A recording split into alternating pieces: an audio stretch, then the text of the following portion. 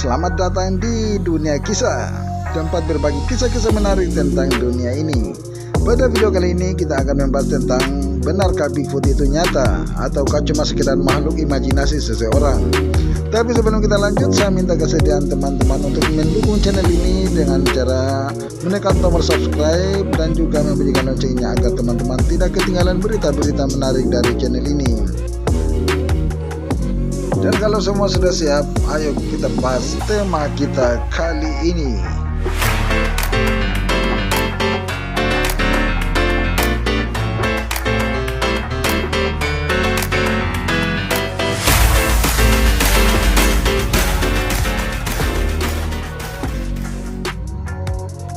Semua ini berawal pada tahun 1958 ketika jurnalis Humboldt Times Andrew Genzoli menandai salah satu surat pembaca yang mengatakan bahwa orang itu telah menemukan jejak kaki besar yang misterius.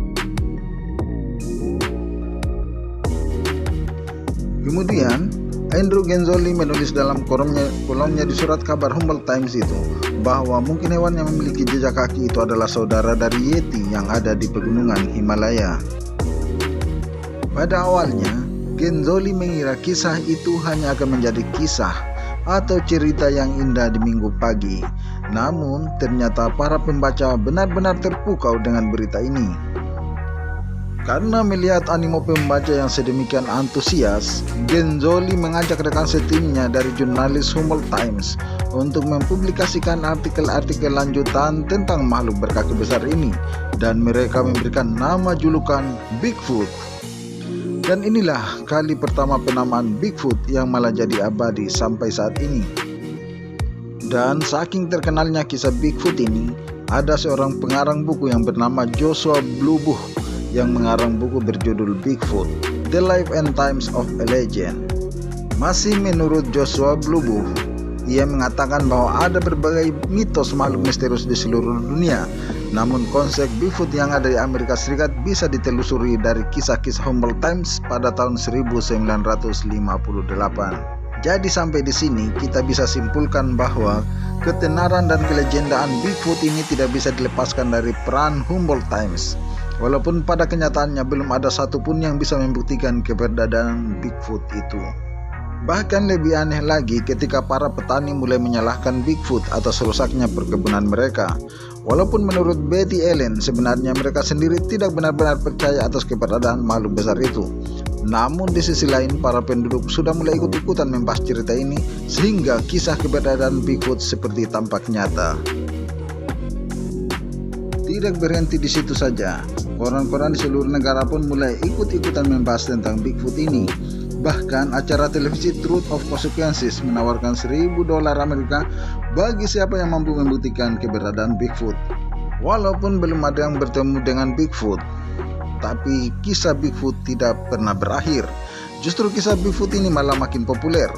Ia malah menjadi tokoh di majalah petualangan pria dan novel-novel murah.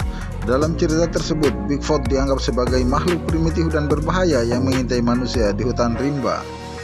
Bahkan kemudian pada tahun 1970-an ada sebuah dokumenter palsu yang katanya menyelidiki keberadaan Bigfoot dan menggambarkan Bigfoot sebagai predator seksual. Sampai di sini kita bisa lihat betapa simpang siurnya penilaian dan opini manusia di masa itu tentang Bigfoot. Mereka seperti sudah mengetahui apa itu Bigfoot bahkan sebelum mereka melihat wujud dari makhluk itu. Ini sangat aneh, bermula dari penemuan telapak kaki raksasa dan malah jadi legenda yang simpang siur. Lalu kemudian pada tahun 1980 penilaian terhadap Bigfoot berubah lagi. Bigfoot kini dinilai lebih positif. Ia dikaitkan dengan lingkungan dan simbol kemurnian hutan yang perlu kita jaga.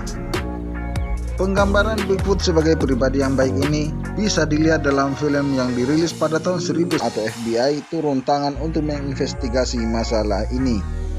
Tepatnya pada hari Rabu tanggal 5 Juni 2019, FBI resmi merilis file-file tentang Bigfoot. File-file FBI itu berisi clipping, berita dan surat resmi dari dan ke penyelidik monster itu sepanjang dekade 1970-an. Di antaranya berupa hasil pemeriksaan sampel rambut dan kulit yang diyakini berasal dari Bigfoot. Yang menarik dari file itu adalah adanya surat dari seorang pemburu Bigfoot yang bernama Peter Bairney menulis surat pada FBI pada tanggal 26 Agustus 1976 dengan kop surat berjudul The Bigfoot Information Center and Exhibition, menanyakan apakah FBI telah menyelidiki rambut yang diduga milik Bigfoot. Menurut informasi yang didapat Bairney, berdasarkan hasil penyelidikan FBI pada tahun 1976 itu, rambut tersebut tidak bisa dibandingkan dengan rambut dari makhluk apapun. Meskipun demikian, pihak FBI pada tanggal 10 September 1976 melalui asisten direktur FBI dari divisi laboratorium J. Cochran Jr. nampaknya belum yakin dengan segala pemeriksaan itu. Padahal di tahun itu pemberitaan soal Bigfoot sedang hangat-hangatnya. Bahkan Akademi Ilmu Terapan AAS, Academy Applied Science, sebuah lembaga di Boston, mendukung segala pernyataan dan kegiatan Bairney. AAS yang dimaksud ini adalah akademi yang juga mensponsori perburuan monster Loch Ness di Skotlandia, yang juga masih menjadi misteri hingga saat ini. Apakah kita perlu membahas soal monster Loch Ness ini? Silakan komen di bawah. Lanjut, pernyataan FBI ini setali 3 uang dengan tulisan dari media koran New York Times. Pada ulasannya, New York Times telah menggambarkan petualangan Bairney si pemburu Bigfoot ini sebagai kegiatan yang tidak penting bahkan palsu. Namun ada segelintir orang yang masih bertahan dan pro ke Bairney, walaupun sampai saat itu Bairney belum pernah melihat Bigfoot secara nyata. Selama ini, kekuatan opini Bairney hanya karena dia memiliki bukti 15 helai rambut yang diduga milik Bigfoot. Dan laboratorium FBI pun memeriksa 15 rambut itu dan hasilnya dikirim oleh FBI ke Wakil Presiden Eksekutif AAS. Menurut FBI, sampel rambut yang diduga milik Bigfoot itu adalah bulu rusa. Hasil ini pun dikirim ke Bairney yang nampaknya tidak puas dengan keputusan FBI tersebut. Dan setelah 60 tahun akhirnya fakta dibuka ke publik bahwa Bigfoot nampaknya hanya imajinasi. Dan hal itu bahkan sudah diputuskan pada tahun 1976, namun segelintir orang tetap mempopulerkan Bigfoot sehingga tidak sedikit orang yang menganggap Bigfoot adalah makhluk yang nyata ada di dunia. Itulah akhir dari kisah kita kali ini. Jika ada yang terlewat dari saya, bisa ditinggalkan di komen dan bisa kita diskusikan. Inti dari kisah Bigfoot ini adalah jangan asal percaya jika tidak ada bukti nyata. Dari saya ucapkan terima kasih banyak sudah menonton channel ini. Mohon maaf kalau banyak kekurangan dan sampai jumpa di kisah-kisah berikut. Bye bye.